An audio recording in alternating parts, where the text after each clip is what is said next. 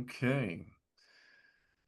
Well, Adrian, it's a delight to be here. Yes. Would you like an introduction? I'm A not sure. brief one, a brief Okay. one. Yeah. Well, Oh, Dr. Skidmore and I have and I have known each other for a few years now.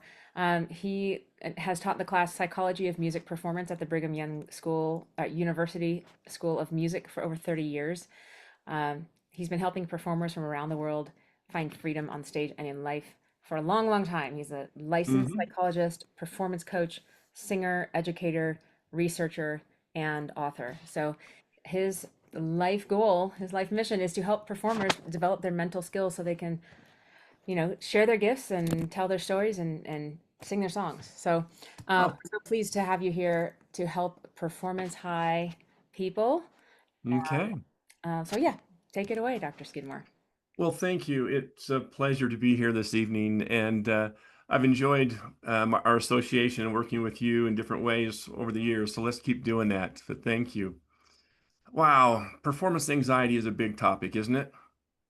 And it's something that we hear a lot about, but we don't hear a lot of great stuff about it. And so, what I'd like to do this evening is share about 15 minutes of some information and then just go into question answer kinds of stuff. Okay. And let me just check in here with Jordan. Jordan, good evening. Good evening. Hey, what would you like to learn about tonight? I mean, what you're here for a reason. What's the reason you're here? I'd like to learn more about acting workshops and the stage. And I've been in show business now for 36 years, 21 years as a paid entertainer. So, yeah, I'm here to learn Okay. more. Okay. Is that concept of learn more is so much. So you had a lot of different kinds of experiences. And so what was it about the title of tonight's presentation that captured your attention? Um, I'm just very interested. Thank Okay. you. All right. Great. Andrew, any luck with your microphone? Not yet. Good luck. Good luck. Adrian, do I have permission to share my screen? Oh, yeah. I think you should have permission. Okay. I thought I had my PowerPoint loaded. I don't see it. Hold on just for a quick second.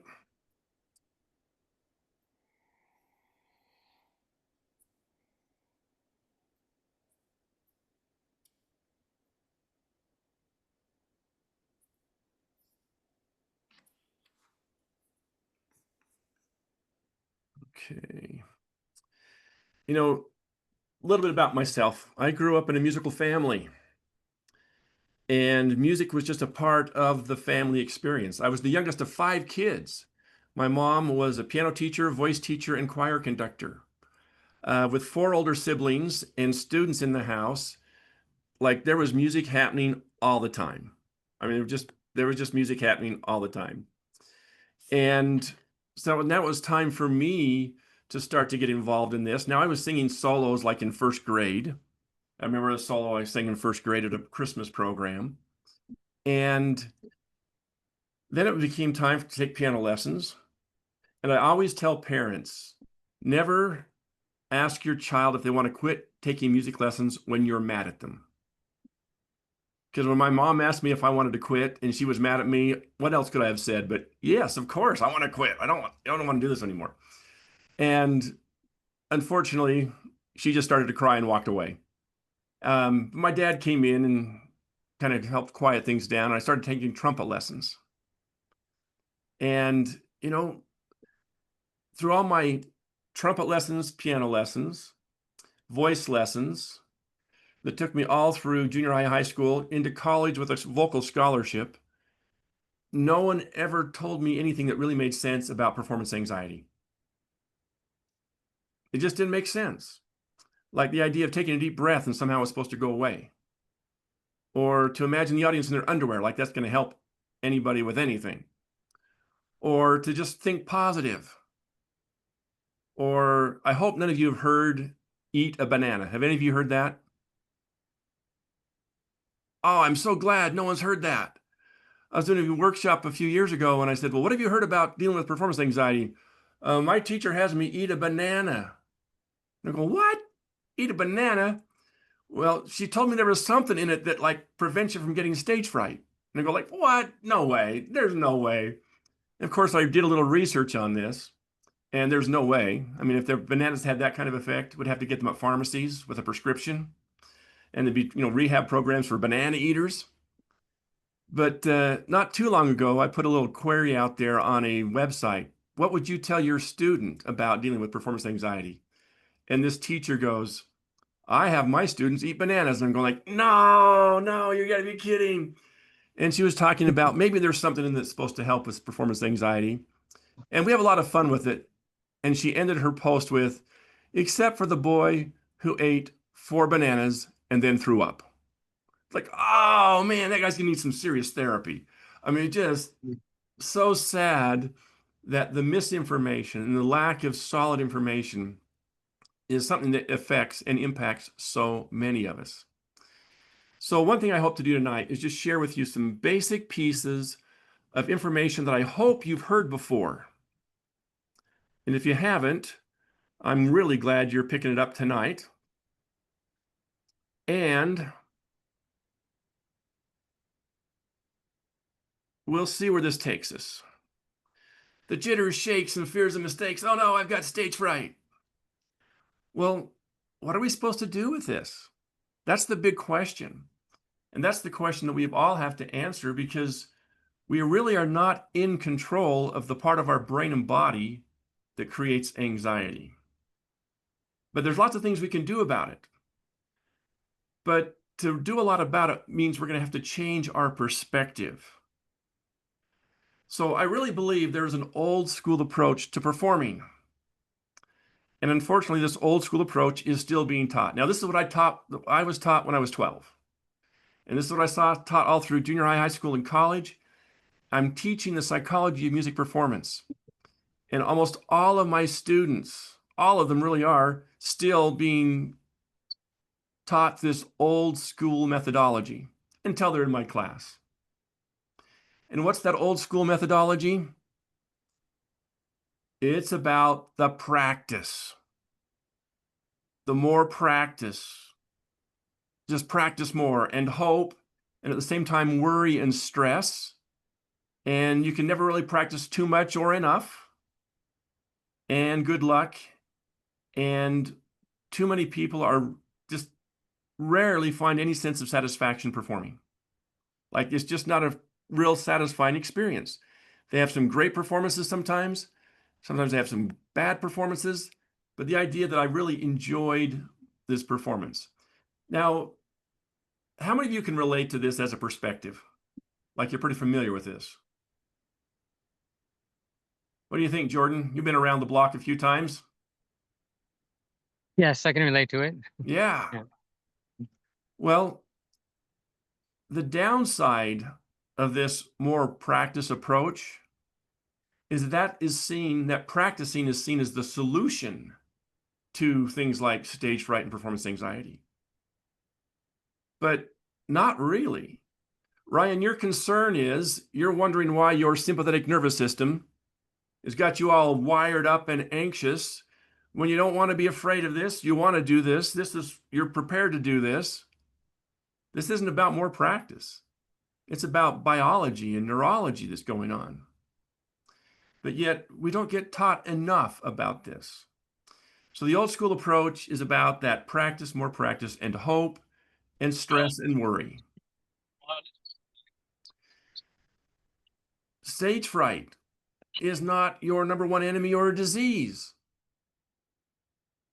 See, you're not taught it's a skill deficit. And that's one of the things we'll be talking about tonight. And when you start to look at stage fright as a skill deficit, and it's a pretty complex process, really. There's many different layers and levels of skills. But when you start thinking of it as a skill deficit, you don't have to be the victim of it. I mean, most of us relate to the feeling of like somehow I got caught with a cold or I got COVID and nobody wanted a cold or COVID. and there wasn't a lot we could do about that. Well, there's a lot we can do about this thing called performance anxiety. Because, see, when it's not something that we understand, it causes us to avoid opportunities. I've dropped opportunities. I've stopped things. I've struggled with things. I've felt disappointed. I've been stressed out even when I've succeeded at times. Because we're caught in this model of performance expectation. And if we perform well, then we're good. And if we don't, then we're bad. And we get worried about performing good. And it just can be a really rugged roller coaster. So, what I want to share with you tonight are just a couple pieces of this complex picture that's related to brain science, that's related to what we know now about anxiety and performance anxiety, as well as ways to deal with it and what to do about it. Now, peak performers know how to step into that flow state, and they understand this thing called activation in the body. And they're out there risking, and they're risking again, and they're failing again, and they're risking again. They're stepping up and they're enjoying it. And they're stepping up and they're flowing, and that's really the goal. So I'd like you to think about this, that if you're stuck in the idea that stage fright needs to be eliminated and then you'll be a great performer, you're actually off target. What you want to start thinking about is understanding how you can step into flow, and managing stage fright is just one piece of that. Now, this all starts with our brain, and a very simple perspective on the brain here. But our brain is a peak performance tool that we rarely get taught how to use. See, we've got a part of the brain on the top here that deals with motor skills, all those hours of practice of fingerings and blocking and vocal technique. That's stored up here. We have an analyzer brain over here, very simplistic perspective, by the way. And what's it doing? Making sure things are right and good and the way we want them to be. And that's the perfect part of the brain to have on when you are in practice mode. You're in the practice room, in the studio, because you're analyzing and adjusting. But Ryan and Gianna, that's not such a great place and great part of the brain to have on, fired up when we're out there performing. Why? Because it's analyzing everything. And at this point, it's like, no, I'm supposed to be like performing and sharing and giving and doing, not analyzing. There's a part of the brain over here, that prefrontal cortex, I call it the decider brain. What are we deciding? We have that part of the brain in the middle, the monkey mind, the midbrain, where the amygdala is, the stress response. That's responsible for our survival. Close to that's our memory center. So all these pieces and more, like the auditory center and other places, visual, all come together. And we want to bring it together in a way that when we perform, what we've learned with the emotion and passion and the commitment and with the excitement can come forward and be shared, not shut down, not overanalyzed. So understanding our brain is really a powerful tool. And there's a lot we could talk about this. So the first thing I want to do tonight is give you one strategy that will eliminate stage fright forever. Really straightforward. It's mislabeled. It's actually not a fright of the stage. It's an activated sympathetic nervous system. Now, you'll be surprised how powerful this is when you start to talk about I'm activated rather than I'm nervous, I'm scared, I'm panicking, I'm stressing out. Oh man, I've got stage fright so bad. So the first intervention tonight is to take on I'm activated. Okay. Gianna, how do you know you're activated? How would you know you're Um, activated? I would say I know I'm activated when I guess I fall into a feeling of stress and anxiety, and it's hard to come back. Like if this is the brain stem and this is a lid that flips up, it's like harder to close it. Oh, yeah. Like if I was calm, that's how I would know I'm activated when I can't, I guess, close my lid. Has anybody ever told you it could take 20 minutes or more to close that lid? I have heard that. I heard it at a work conference actually about Okay. anxiety. See, that's the main reason why so many people have tried breathing exercises and they go, I tried that, it doesn't work. Because they were hoping for an off switch. It's not an off switch. And so it's being able to stay in the conversation mentally and emotionally. So if she used the example of flipping the lid, like let's bring it back in so we can manage things. Okay. Andrew, how do you know you're activated?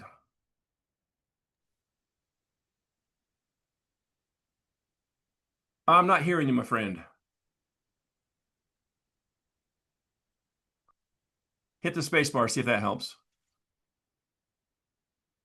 I'm sorry, still not hearing you. Put it in the chat.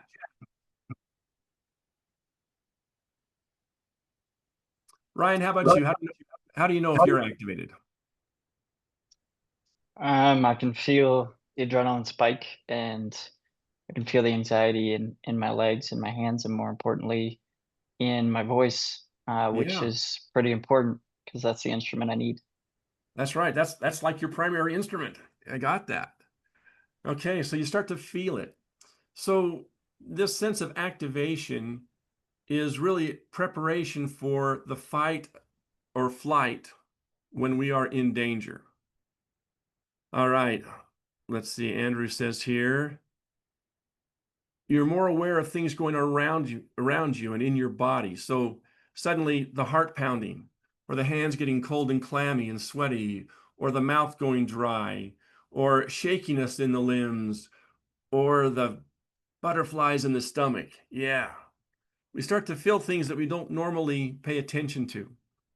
I coached a 12-year-old pianist in New York, a prodigy, just an absolutely amazing pianist. She described stage fright as having a whole watermelon in her stomach doing flip-flops. Now, that's some pretty serious rumbling going on in there. But that was what she was sensitive to in her body. So this idea of activation and managing activation is a central skill. Now, in my performance psychology class, I have my students do 60 meditations throughout the course of the semester. Anybody did a meditation yesterday? The day before? Last week? Am I the only one that does this thing? Whoa. Okay, so there's another thing you could start tonight. Go out on YouTube, type in meditation for performance anxiety. Something's going to pop up. Listen to it. See, training our brain to work with us and understand what's going on is vital. I had a chance to work with a young lady who was finishing her music ed degree. After her first year teaching, I'm talking with her and she goes, John, you have no idea how many times I quoted you this year. Really? What did you say? What did I say? Well, students would come up to me and say, Miss Beal, I am so nervous. And she'd go, that's okay. You're just activated. We know what to do about this. We know what it is. It's not dangerous. Oh. And that sense of activation would start to fade.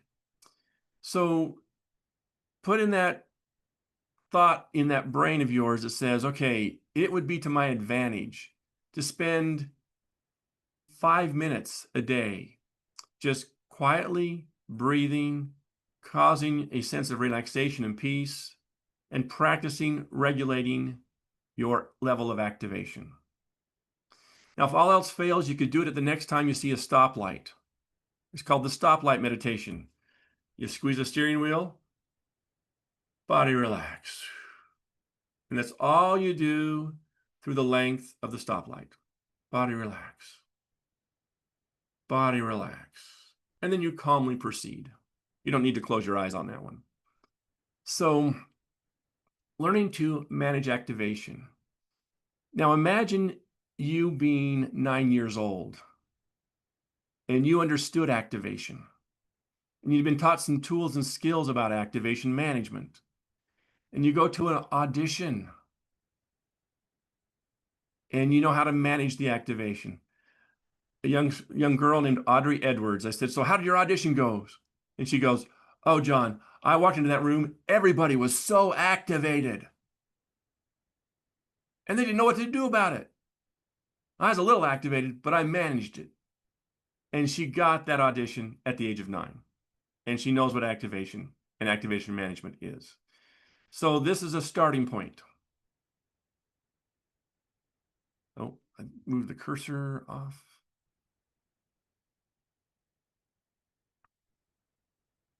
All right. So I'm going to just talk briefly about 3 tools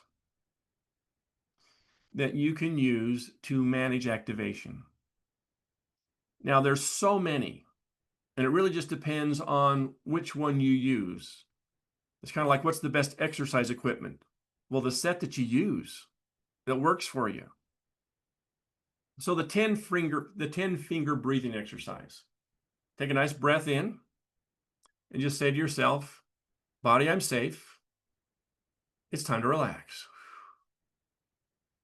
Then you grab your little finger like this.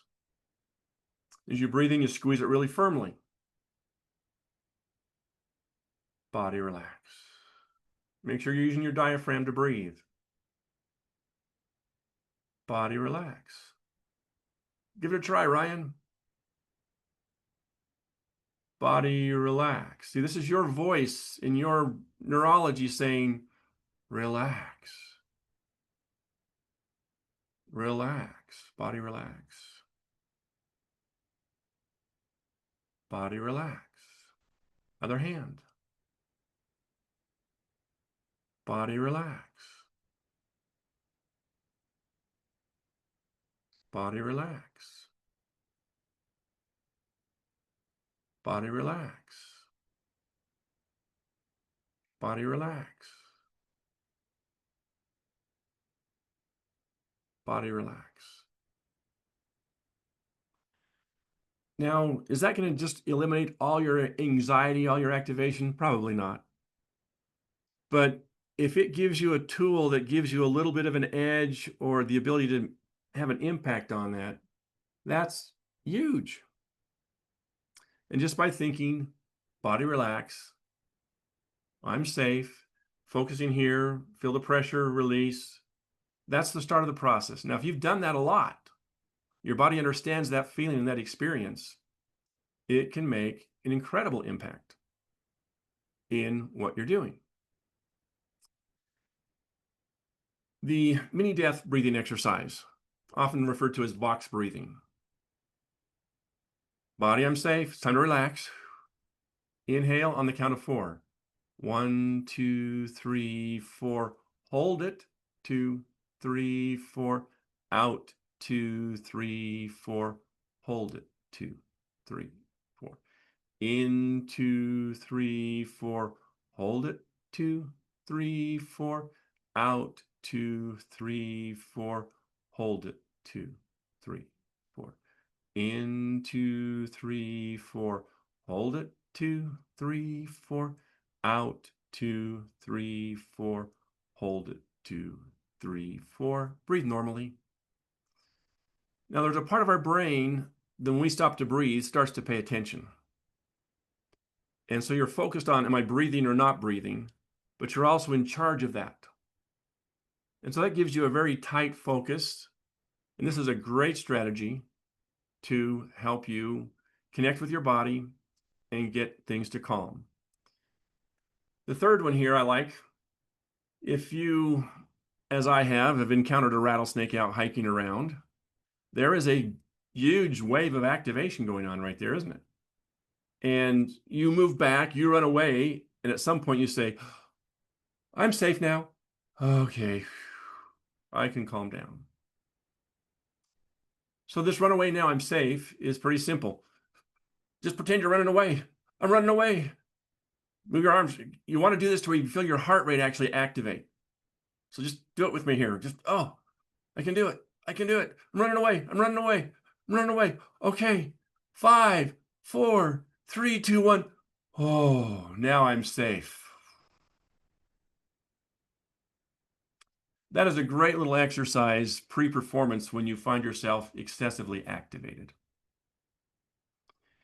Questions or comments about these breathing exercises? I guess a comment would be that running away thing of just like moving your arms a lot. Now that I think of it, I do see some folks do that like before they go on stage or before like they're playing a game. It's almost like they're hyping their bodies up, and That's then once right. they They relax, are. they're more calm and just confident. Yeah. Well, it's literally giving that fight or flight energy that where it has nowhere to go, just kind of goes into the shakes, the treadle foot. You now given it a direction. And you're saying what? That I'm safe now. And you can relax. We can get out of that midbrain that says we're in danger into the part of the brain that says, no, I am energized and excited to perform. And this is what I want to do. Now, this is one of my favorite parts of this little workshop here. Notice what your brain does with this request. Who would be willing to sing the first line of any song right now?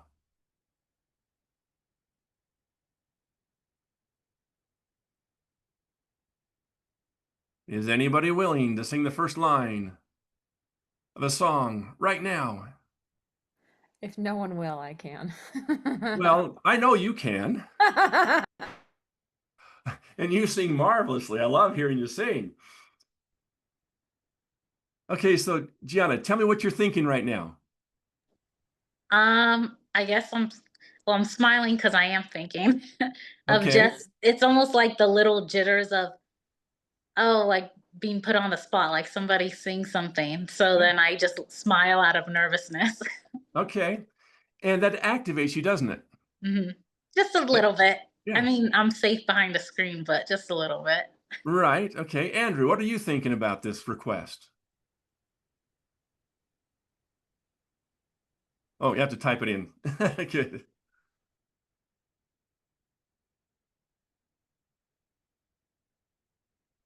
Thinking his mic doesn't work. Okay, there you go. It'll be kind of hard to like lip sync on this. Ryan, how about you? What are you thinking about that request? I start overthinking, so I'm Yeah. like overstimulated.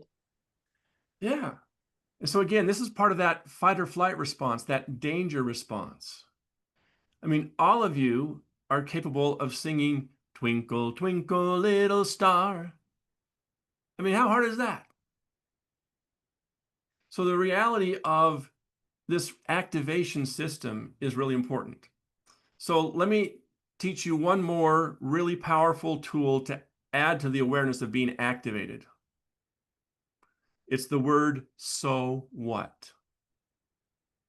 So I'm going to make the same request.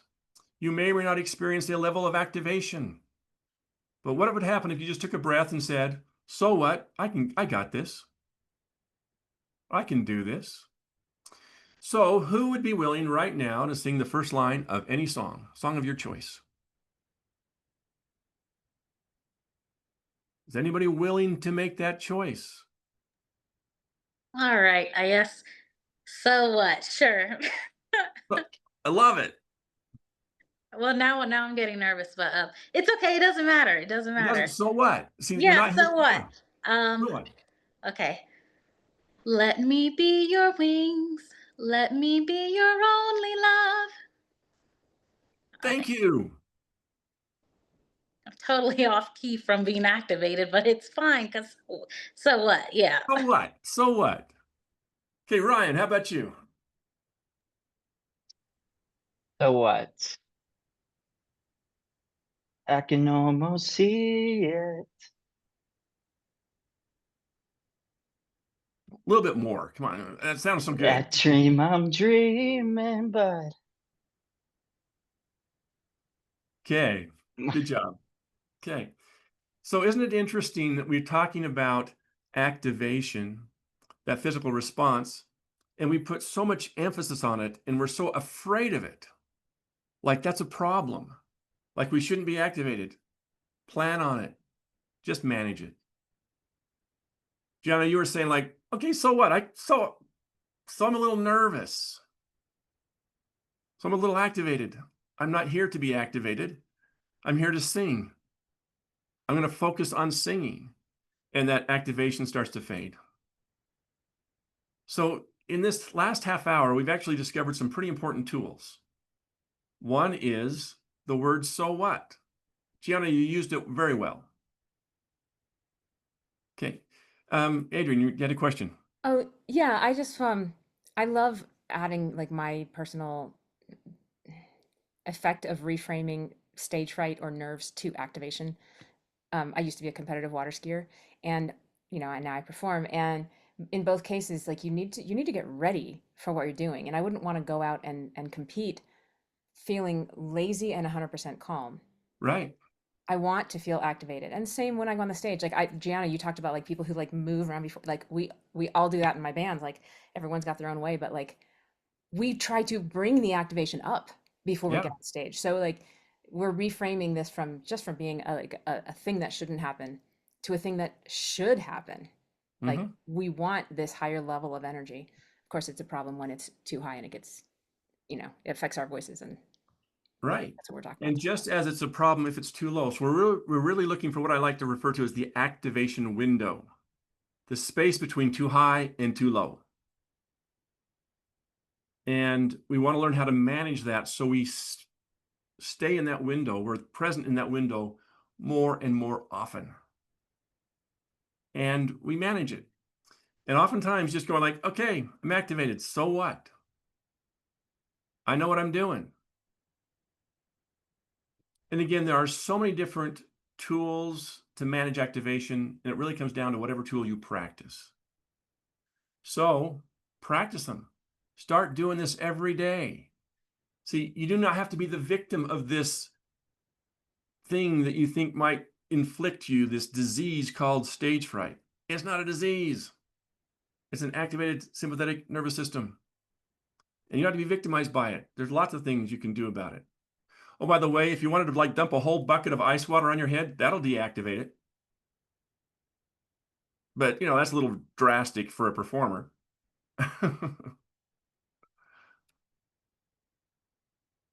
Okay, why is that not? Okay. One of the other things we have to do when it really comes to managing our activation is what we're telling ourselves. And just in the short time we have tonight, I'm going to refer to this as the monkey chatter, the chatter of the monkey mind. And there's lots of other things we could talk about with this. But the reality is that what we say to ourselves is important. Now, Ryan and Gianna, you both have described yourselves as overthinkers. Okay. Well, are you overthinking, or is there a part of you that's overthinking? Is your performer overthinking, or is that part of you who doesn't want to be embarrassed? That part of you that's worried about if you practiced enough? That part of you that's expecting it to be really at this level, and what if it's not? So one of the things that peak performers do is they know how to manage their self-talk. They know how to manage their attitudes, and they challenge that chatter. So again, we got a small group here tonight. So the question is, how quickly could you challenge the chatter? Who would be willing to sing the first line of any song? Challenge that chatter.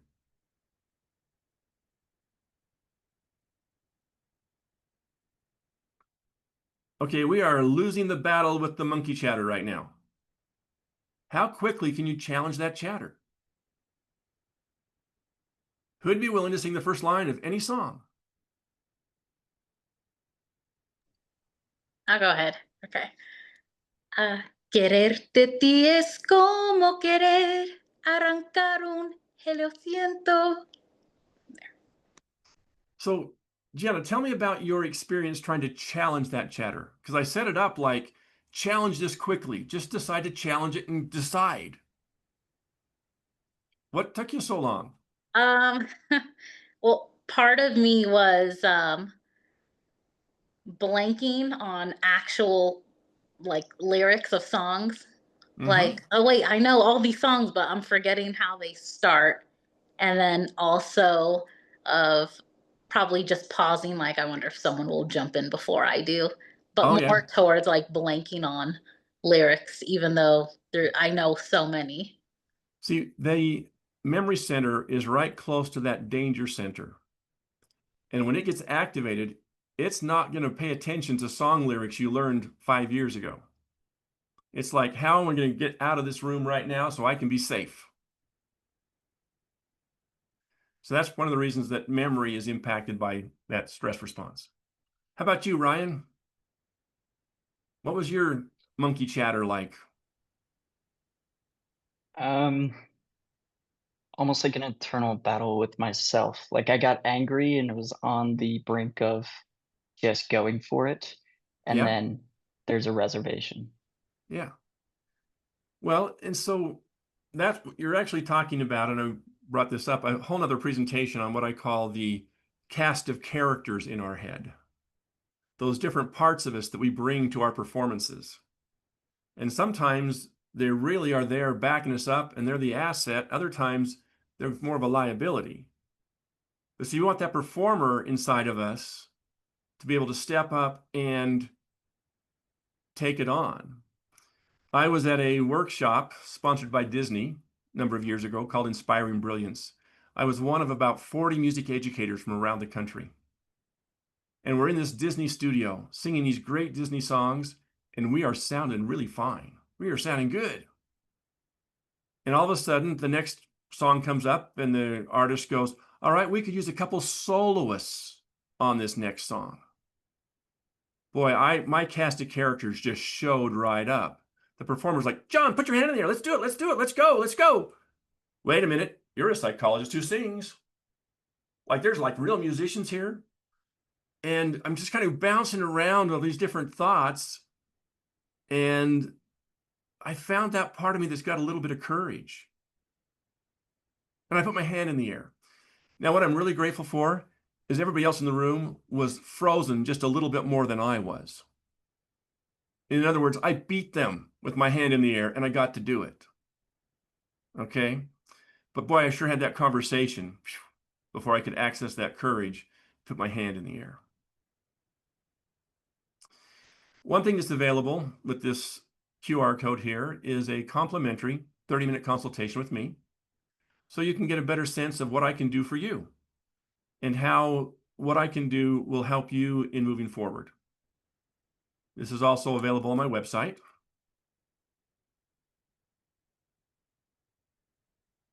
Twice a month, I do master classes. These are free, but these are about the peak performance experience and the mental skills, not how good you're sounding or how to fix the sound. It's about how are you preparing yourself and working and doing things mentally. Great resource. And I will say it's underutilized, but it is a great resource. See, if we don't understand what this thing called activation is, we get activated and whatever we're looking at starts to get really big and really scary, even ominous, even like terrifying. Like this is just so big. There's no way. I got to run and hide. But just as soon as we can say, wait a minute, I'm activated. Let's pause and breathe.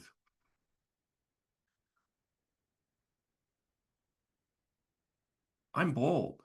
I can find my courage. Then suddenly whatever we're looking at changes. It's no longer this big, scary, horrible, ominous thing. It's something we can play with and enjoy. So as I stop the PowerPoints here, the slides, let's come back to each of you. What do you need tonight that can make a difference for you? What questions do you have? Hello, Mickey. How we doing, y'all? Doing well. Glad that you're here. Glad to be here. Sorry, I'm getting ready for some stuff, so I thought it'd be something I could chime in and listen. I apologize I'm not on camera and a little more present with y'all today. Okay.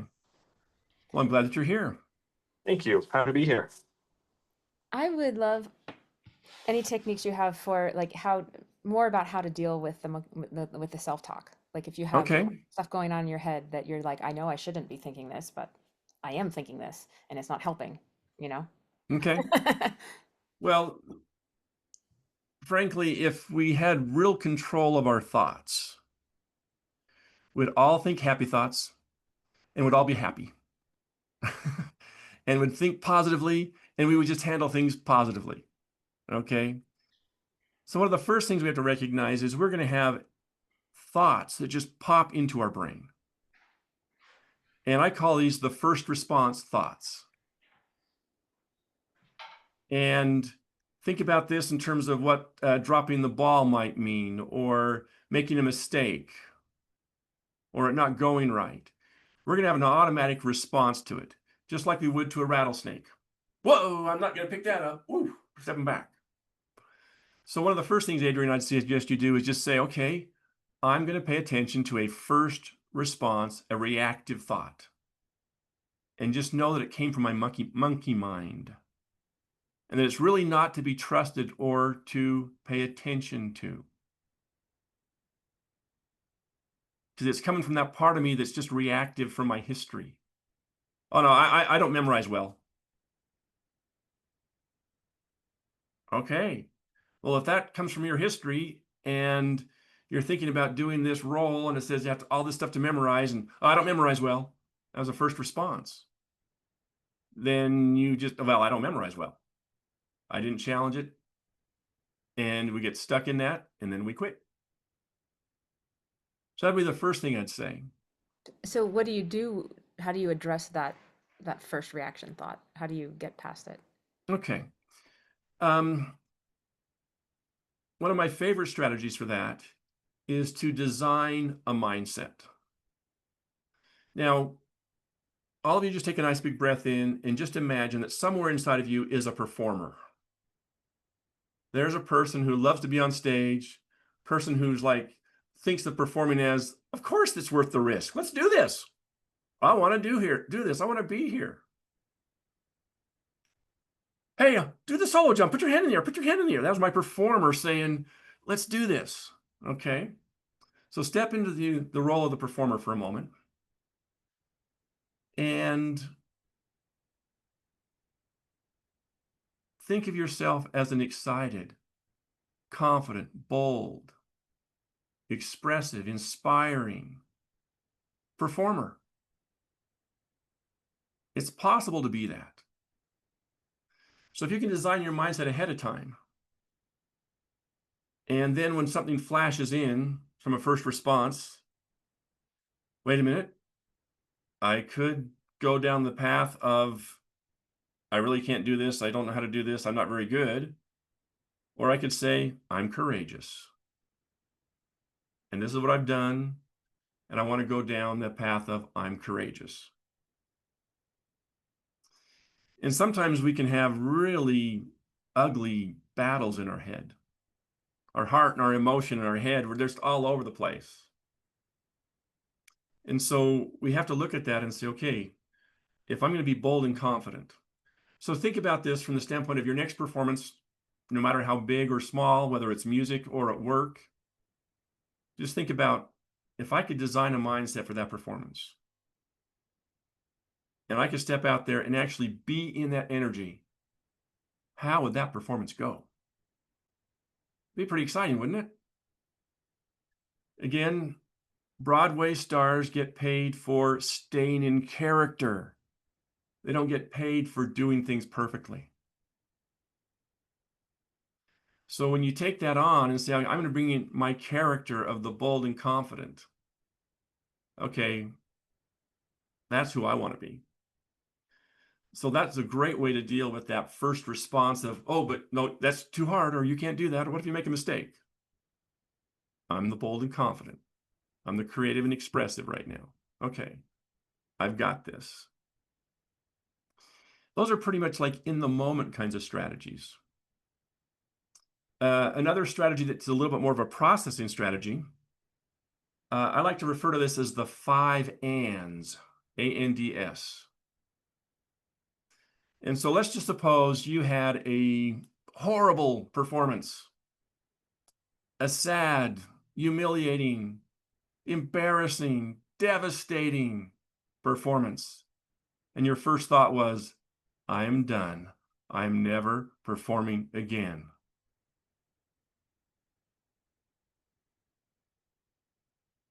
If that's where you get stuck, it's going to hold. So Gianna, I'm never going to perform again. And what would be your next addition to this story? I'm never going to perform again. And Let's see. I'm never going to perform again. I'm such a terrible stage performer. oh, right there. I'm such a terrible stage performer. And Andrew. And yeah. Andrew.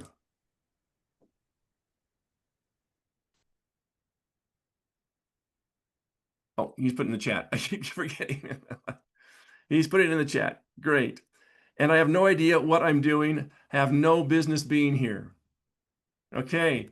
Now, are we going down that rabbit hole? Ryan, what would be your next and? I'm not as confident as I thought I was. Okay. I'm not as confident. This might take more than 5, by the way. I'm not as confident as I thought I was. Adrian, and? And I'm never gonna get invited to play with that band again. Okay, Mickey, can you turn this around? And?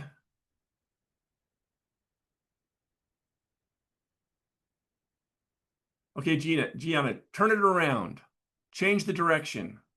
I'll never get invited to play with that band again. And? And I should find another opportunity and start again. Okay.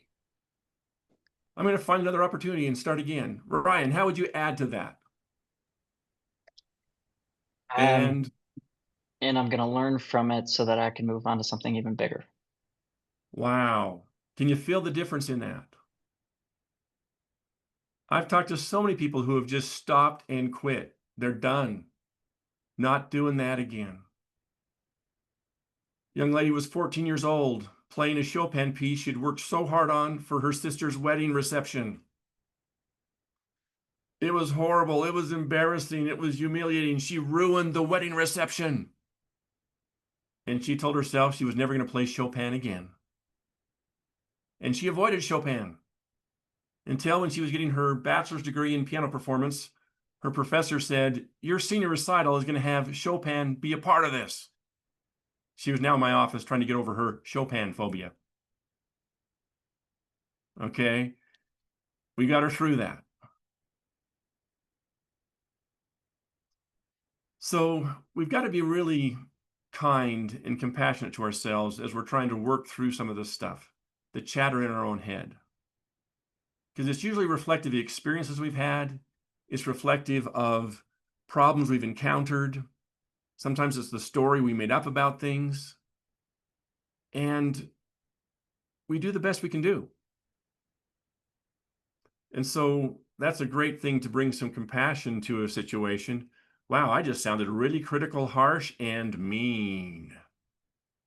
Oh, what would a understanding, compassionate voice say right now about what just happened? Well, so in my performance psychology class, I have students write a description of a worst performance ever. And this guy was going on and on about how horrible he accompanied somebody and how embarrassing it was. And one of the last things he said was, and I just didn't have enough time to practice. Well, how much time did you have to practice? About 60 minutes. What? He was at a competition. This person's accompanist could not make it for whatever reason. He had to like pinch hit here. He said yes. He practiced for an hour and he was calling this the worst performance ever because it wasn't like he normally performed. When if you think about it, he probably did an amazing job with 1 hour preparation. But in his mind, it got stuck as a worst performance ever. Challenging the chatter is really important. Other questions? I've got a question. It's a little Yeah. little long, but bear with me. So I've kind of like understood the philosophy behind like recognizing your fight or flight symptoms is actually, in the way it was described when I learned it, giving you superpowers because it's heightening your Right. abilities.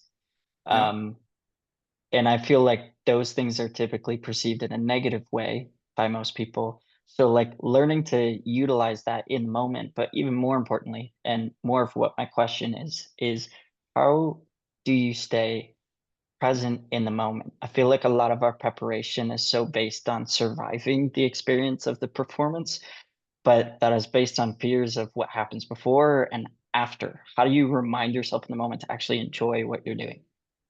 Oh, Ryan, that is such a great question. Many people, many performers suffer from what I call performance dread, which is exactly that sense of worrying about before and after. What's going to happen? Am I going to be good enough? And they're driving to their gig and they wish they weren't. And they're happy when they're out there. And so, really, what you're describing is part of a complex answer. My short answer is, what if you designed a mindset that said, I want to bring a positive, focused, creative, responsive energy to this performance. And if I'm not in that, I want to get back in it. And so suddenly my attention goes over here. Oh, that's off target. I want to bring it back. Now, a short answer to this is you're missing the most important thing because you're not focused on the gift you have to give, the story you have to tell, the message you're there to share. You're focused on something other than that. I worked with a great young artist. She'd written an original song and she was just melting down with anxiety about performing this. And it was this story of, this is an original song, and are they going to like it? Because they don't like my song, apparently they don't like me. And I said, like, that's not what this song is about. What's the message in this song? And it's like, oh, yeah, I have a message here I want to share in this song. That's what I'm going to focus on. So it's shifting your attention out of the outcomes and what other people think or may do into what am I doing? Why am I here? What's up with this for me? Adrian. Unmute, there we go. I wanted to share a technique that I learned from you in a previous session that Oh, is thank you. really relevant to what Ryan asked. So I'm not nervous now when I sing, but I am nervous when I play bass. And so one of the exercises was to think of 5 words that describe who you want to be when you're in the performance situation. And one of those 5 words I picked was embedded, which is a kind of maybe a weird word to pick, but I wanted to feel like I was embedded in the group and the music because I felt like so separate because I'm so like freaked out. And so I just wrote it on my set list and I just kept returning to that one word. I'm embedded. And I would like look around and be like, oh yeah, I am embedded. I'm like doing Yeah, I'm here. I'm here. So I'm it was present. just having a mantra word Yeah. handy that reminds you who you want to be. That really worked for me. And sometimes we need that reminder because that shift, I mean, there's no way I could stop the adrenaline of a rattlesnake encounter. It's going to flash and flood. The best I can manage it. So there's things that will just cause that flood. And the best we get to do is manage it. Thank you so much for the chance to share a few ideas with you tonight. The peak performance experience, really being out there consistently at our best, that's a skill in and of itself. And it's not just practice-based. Practice is good. We got to know what we're doing. But as we bring these skills, the mental skills of performing, into our toolbox and into our performances, there's 3 things that I see on a regular basis. And I'd love to talk to all of you about how I could help you with these things in that free individual consultation that I'm offering. The willingness, the interest, the excitement to perform goes way up. Like I'm willing to do this. Wow. Is it time for a boost in willingness? Okay, the quality of what I'm doing. The quality goes up. Why? Because the mental interference is not there. I can bring my full attention to this and I'm using my skills and I'm in the flow of that. So the quality of what I'm doing is going up. And the enjoyment. Wow, I'm enjoying not just this high moment on stage, but I'm enjoying so much more of this whole process. And when I'm not, which sometimes happens, oh man, another rehearsal, I've got tools and skills to bring it back into, wait a minute, this is what I do. I choose to do this. I want to manage this. Why am I not wanting to be here right now? Oh, okay, I can work with that. And so again, we want to have tools and skills that we can use to help us manage the challenge of performing. So I'm available. I'm a resource. I love helping people find freedom on their stage, because then we are moving forward in the way that we want to. I'm just going to close with a really simple ending here. One of my favorite compliments ever came from a junior high school kid who said, I think I can try out for the jazz band now. Just love that. He went from I'm not going to do this to now I can. And so I would hope that something you've heard here tonight, you can use in a way that will open a door for you to express who you are as the performer you know you can be. Risk, fail, risk again. That's what peak performers do. Adrian, thank you for letting me be here. Oh yeah, thank you so much. I've gotten a lot out of this, all of the sessions that you've done. I mean, it's such a nebulous thing to deal with because we're dealing with the mind. But one of my favorites is the 10-finger breathing exercise. You actually do it. So thanks for that specific technique. And yeah, thank you, Dr. Skidmore, for your time. And Yes, you're I welcome. encourage everyone to take advantage of the free half-hour personal consultation to go a little Yes, deeper, whatever's specific to your concerns. And to that would be a great thing. All right. Thank you so much. Thank you, everyone, for coming. I'm going to stop the recording.